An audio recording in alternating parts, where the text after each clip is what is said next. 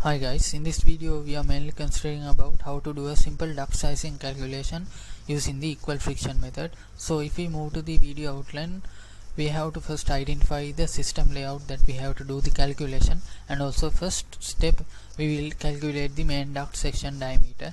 Then we can calculate the pressure drop per unit length and also the other sections diameter calculation.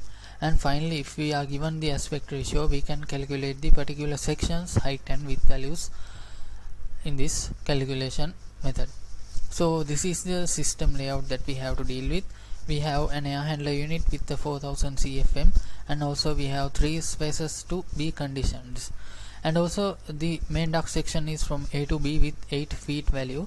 And also in this case we have neglected the return line that is generally available in duct layouts. That is done for the ease of understanding of this equal friction method and duct sizing calculation. So first thing is calculating the main duct section diameter. There we use the continuity equation Q equals AV and derive an equation for the diameter of particular main duct section. For that we need the flow rate of main duct section and also the flow velocity of main duct section. Already we know the flow rate, that is 4000 of the main duct section. If you don't see here, from the capacity of the air handler unit is gone through the AB section, and also the summation of the particular spaces is equal to the flow rate that is passing through the main duct section. So summation is 4000 and also the capacity is 4000, therefore the main duct section's flow rate is 4000. And we have to find a value for the velocity of the main duct section. In this case we have to assume a value, and also we have to consider whether it is a commercial application or an industrial application, or it is a low velocity application or a high velocity application. In this case I will assume that for the velocity value it is 1200 fpm, it is feet per minute, and also Q is cubic feet per minute. In this case 1200 fpm means approximately 6 meters per second. So we will do the calculation using an Excel sheet. So for the AB section, flow rate is 4000, flow velocity is 1200, and we will get an equivalent diameter using this equation, and it is approximately 25 inches. Meanwhile we will get the area of particular section. So equivalent diameter is 25, and first thing is done, that is the main duct section's equivalent diameter calculation. So first thing is okay. Now we will go to the second step. It is pressure drop per unit length calculation. It can be done in two ways. One thing is using this equation. This is an approximated equation. The pressure drop per 100 feet can be calculated using this equation. We have to consider about substituting values for the diameter in inches and also velocity in fpm. So other thing is using the duct friction charts. So more accuracy is duct friction charts. So we will move how to deal with a friction chart. Here you see in this friction chart, it is for round ducts where the flow is in this density, and in y-axis you see the friction loss in inches of water gauge for 100 feet and air quantity in CFM. From these parallel lines you get the duct diameter in inches and also flow velocity in fpm from these parallel lines.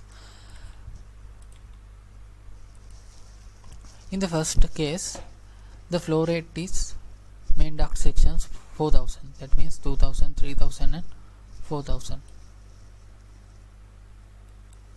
and also the flow velocity is 1200. Therefore we will draw a line along this 1200 value, and we are getting an intersecting point. It is in between 24 and 26. That means the equivalent diameter we got in this case is already correct. So through the intersecting point we are drawing a horizontal line, and from this value we will get the friction loss value. It is approximately in 0.0567. It is 0.07. And one thing in this method, the delta P over L value is similar for the whole sections, for the whole layout. For the AB sections, delta P over L value is similar to the BE, BC, CF, CD and DG sections. Therefore we will copy that value for the other sections delta P over L value. So this is also done. Pressure drop per unit length has been calculated. So next thing is sectional diameter calculation. That also can be done in two ways. One thing is using that particular equation. I told that the delta P over L value is similar for the whole sections. Therefore we can equate for two sections and get the particular value that we have to get. And also if we move to the friction charts, we can get the diameter values for the BE, BC, CF, CD, DG sections if we know the flow rates, because we know already the delta P over L value. Because if we know two values of this chart, we can easily get another two variables that are available. So we'll take the values for the BE section, it is 2000, BC section 1500, sorry, it is also 200, 2000, 1500, 500, 500. So for this particular flow rates we can find the equivalent diameters. For 2000, equivalent diameter is in between 18 and 20, so we will get it as 19. For this case also it is 19 because the flow rates and the equivalent delta P over L values are similar. For 1500, it is in between 16 and 18, so we will approximate it as 17. For the 500 case,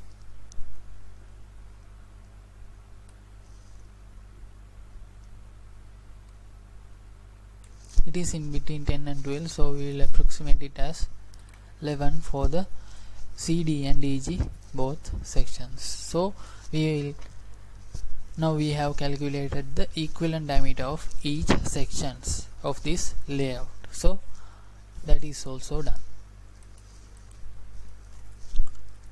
Now next thing is aspect ratio. The aspect ratio is the relationship between the height and width. So with the equivalent diameter, using this equation, if we know the relationship between the A and B, we can easily find the particular height and width values. So we will move to the Excel sheet. Here when we are selecting the aspect ratio values, it is depending on the space availability.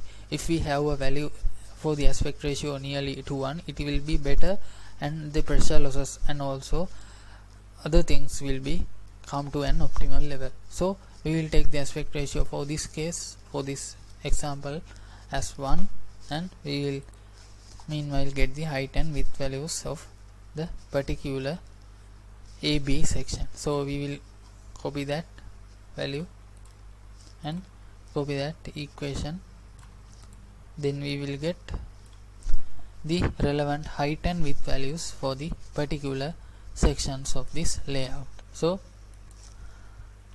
So the things are done, the equivalent diameters are calculated, and according to the aspect ratio the height and width values are calculated. Then we also can find the areas of particular sections by copying that particular equation for the other cells, and also meanwhile we are knowing the area and the flow rates. That means using the continuity equation we can easily find what are the velocity values of this each section.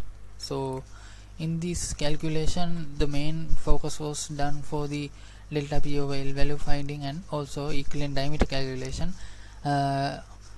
With the aspect ratio values we also found that the height and width values of the each section, and in this presentation video main focus was done for that cases. So main duct diameter was calculated, the other sections duct diameters also were calculated, and according to the aspect ratio the relevant height and width values also were calculated. So hope you got a clear idea about the equal friction method, and we will meet you again in another video. Thank you.